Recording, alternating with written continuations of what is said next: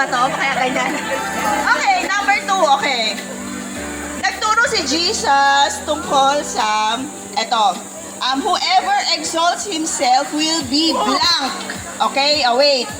Ang reference nito is Matthew 23:12.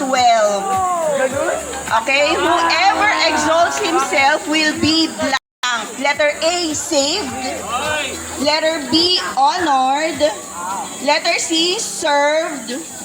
Letter D, humbled. Jesus teaches that whoever exalts himself will be A, saved.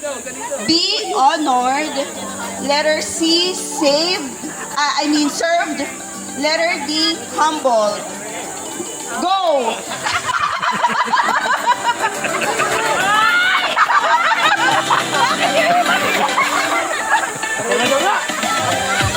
Naku, wag magtiwala. Deceiving yan.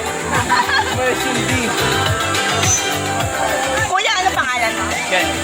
Okay, sure ka dyan? Hindi, sure po ako. Ang dami kasi sumunod sa'yo eh. Pag mali kayo, ha?